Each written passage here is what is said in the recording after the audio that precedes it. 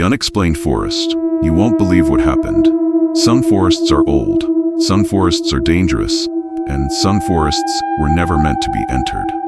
This is the story of a place deep in Oregon's wilderness where the trees whisper, shadows move on their own, and those who venture too far inside don't always come back the same. The forest that doesn't exist. Most people have never heard of Black Hollow Woods. It's not on most maps. It's not listed in any guidebooks. And the locals? They pretend it doesn't exist. But if you ask the right people, the old-timers, the hunters, the ones who know the land better than anyone else, they'll tell you the truth. That's not a place you just walk into. They'll warn you about the disappearances, the hikers who never made it back, the campers whose tents were found ripped apart, but no blood, no bodies. And if you press them harder, some of them might tell you about the lights, the ones that float between the trees at night, leading people deeper and deeper until they're never seen again. The weekend trip, Caleb and his friends didn't believe in ghost stories. They were college students, young, adventurous, looking for the next thrill. So when someone mentioned Black Hollow Woods, they laughed. "How can a place not be on a map?" Caleb had said. "That's ridiculous." So they packed their bags, grabbed their tents, and drove out to the edge of the forest. That was mistake number one. The moment they stepped into the woods, the air felt wrong. Not cold, not eerie, just off. Like stepping into a place where they weren't supposed to be. The Vanishing Path. The hike started normal enough. They followed a narrow dirt trail winding between thick, towering trees. But then, after about an hour of walking, the trail was gone. Not overgrown, not covered by fallen leaves, just gone, like it had never been there at all. "Maybe we just lost it," said Caleb's friend Josh. But something about it was too perfect. No sign of an old path, no trampled grass like the forest had swallowed it. The lights in the dark. They set up camp before sunset, figuring they could find their way back in the morning. The night was still, no wind, no owls, no sounds at all. Then the lights appeared, floating, flickering, just beyond the trees. At first, Caleb thought it was another camper with a flashlight, but then he realized the lights weren't touching the ground. They hovered, moved smoothly between the trees, and the longer they watched, the closer they got. Josh stood up. "We should see what it is." That was mistake number two. Something is watching us. Caleb tried to stop him, tried to tell him that everything in his gut was screaming to stay put. But Josh was already walking toward the lights, and then he stopped. His body went rigid, like something was holding him in place. "Josh?" Caleb whispered, no response. Then Josh turned his head, not his body, just his head, slowly, too far. His neck bent at an angle no human should be able to move, and his mouth was smiling, but his eyes were terrified. Then he ran, straight into the trees, disappearing into the darkness. And the lights, they followed. The thing in the trees, Caleb and the others tried to chase after him, but no matter how far they ran, they never caught up. Josh's voice echoed through the trees, but it wasn't right. It sounded too close one second and too far the next, like it was coming from every direction at once. Then, the whispering started. Soft at first, then louder. A chorus of voices, speaking words they couldn't understand. And then, something stepped between the trees. The forest won't let you go. They never saw it clearly. Just a shape, tall, thin, and too many eyes, watching, waiting. Caleb and his friends ran, didn't stop, didn't look back, and when they finally broke through the trees, the sun was rising. But something was wrong. They weren't at their campsite. They were miles away, at the edge of the highway, with no memory of how they got there. And Josh, he was never found. The last picture weeks later, Caleb's phone buzzed. A new message. No number, no contact, just a picture. A blurry image of trees, and between them, a figure. Standing, smiling, watching. Josh, or something that looked like him. And below the picture, just 3 words. Still out here. The forest never forgets. Caleb refuses to go near the woods now. But sometimes, late at night, he still dreams about it. Still hears the whispering. And when he wakes up, sometimes, for just a second, he sees the lights outside his window. So if you ever find yourself deep in the woods and you see a trail that disappears behind you, if you hear whispers in a language you don't understand, if the trees start to watch you, turn around and run. Because some places were never meant to be found. That's tonight's story. If you've ever had a strange experience in the forest, maybe you weren't alone. If you like this story, subscribe and hit the notification bell for more terrifying tales. And let me know in the comments, what's the scariest thing you've ever seen in the woods? Until next time, sleep well.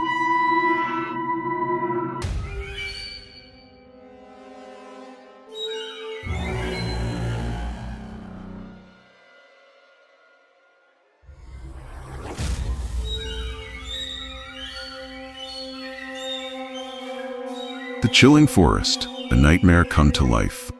Some forests are beautiful, some forests are ancient, and some forests should never be entered. This is the story of a man who went hiking alone, deep in the Appalachian Mountains, and found something lurking in the trees, something that wasn't supposed to be there. Some say he barely made it out. Others say he never truly left. The Lost Trail. Aaron loved hiking. He had spent years exploring trails all across the country, but nothing compared to the Appalachian wilderness. So when he finally had a long weekend off work, he packed his gear, grabbed his tent, and headed deep into the mountains. The locals warned him about Blackwood Forest. They told him it wasn't on most maps, that hikers who went in sometimes never came back, that the ones who did were never quite the same. Aaron laughed it off. Just old stories, he thought. He should have listened. Something is wrong. The hike started normally. The sun was high. The forest was alive with the sounds of birds and rustling leaves. But after about 2 hours, everything changed. The trees grew too dense. The sunlight barely reached the forest floor. And the worst part? The silence. No birds, no wind, no sound at all. Like the whole forest was holding its breath. Aaron checked his GPS. The signal was gone. And then, up ahead, he saw something that shouldn't have been there. A cabin. The cabin that shouldn't exist.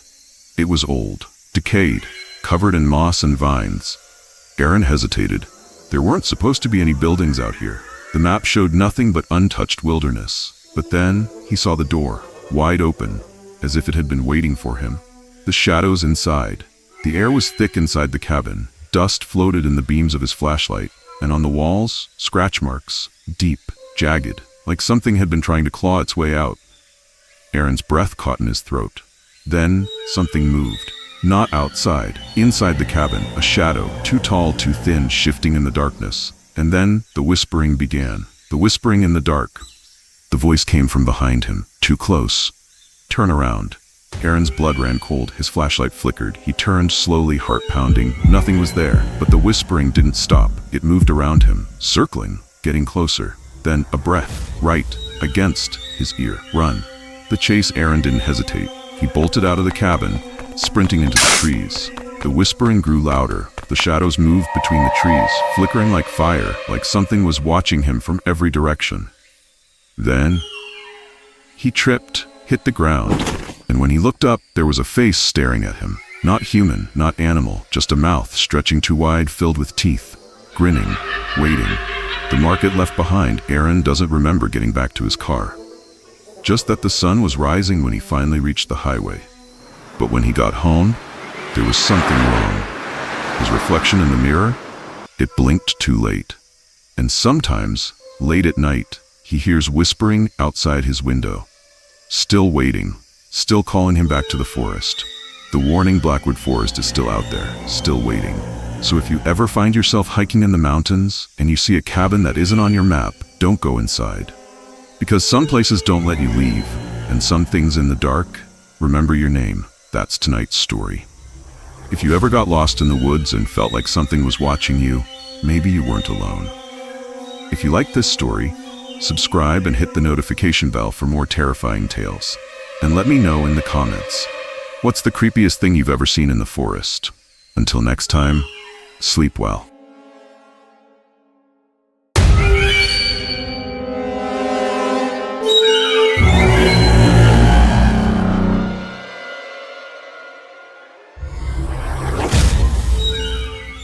The haunted house, what they don't want you to know. Some houses are old, some houses are abandoned, and some houses refuse to let go of the past. Tonight, I'm going to tell you a story about a house that no one talks about because the people who spend the night there either never leave or never stay the same. The house on Blackthorn Hill. In a quiet town in West Virginia, there's a house at the end of Blackthorn Hill. It's been empty for over 30 years, but it's never truly abandoned. The locals don't walk past it. Kids don't dare each other to break in. Even the town's real estate office refuses to list it. Why? Because everyone knows the story of the Carver family and the thing they left behind, the family that disappeared. In 1987, the Carvers moved into the house. Sarah and Tom Carver, along with their 2 kids, Liam and Molly. The house was beautiful back then. Victorian style, 3 floors, wraparound porch. It was the kind of place you'd see on a postcard. But within 3 months, the Carvers were gone, vanished. The front door was found wide open, dinner still on the table. But the strangest part? Their bedrooms were locked from the inside. And the only other thing the sheriff found was a single handprint, burned into the wood of the attic door. The dare that went wrong.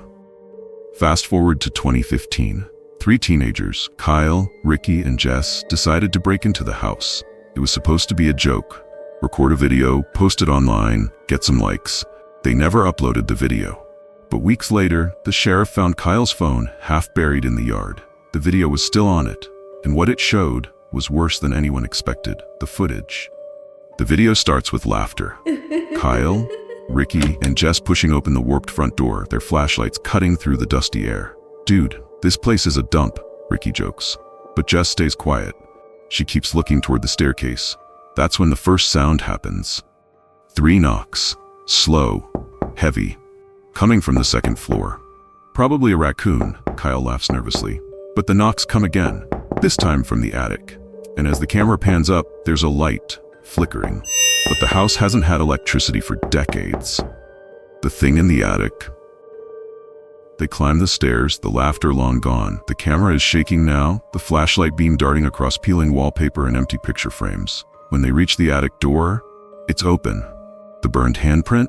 Fresh, still smoking. "Don't go in," Jess whispers, but Ricky steps inside, and the moment he crosses the threshold, the door slams shut, the video goes dark. And the last thing you hear is Ricky screaming, the escape that never happened. The sheriff found Kyle and Jess the next morning. Jess was sitting on the porch, rocking back and forth, mumbling the same phrase, "It's still in there. It's still in there." Kyle was found in the yard, face down, unconscious. When he woke up, he couldn't remember anything past the attic door closing. And Ricky? Never found. The only thing left in the attic was his jacket, neatly folded. And a second burned handprint, this time on the inside of the door. The house stands empty, waiting. The house is still there. Still empty, still waiting. And if you walk by late at night, some people say you can still hear it. 3 slow knocks, and a voice faint and desperate. "Let me out." But if you hear it, don't answer. Because once that door closes behind you, you're part of the house forever. That's tonight's story. If you ever see a house that looks too quiet, too forgotten, and the door is already open, keep walking. Because some houses aren't abandoned. They're hungry. If you like this story, don't forget to like, subscribe, and hit the notification bell for more chilling tales. And let me know in the comments. Would you spend the night in a haunted house for $10,000? Until next time, sleep well.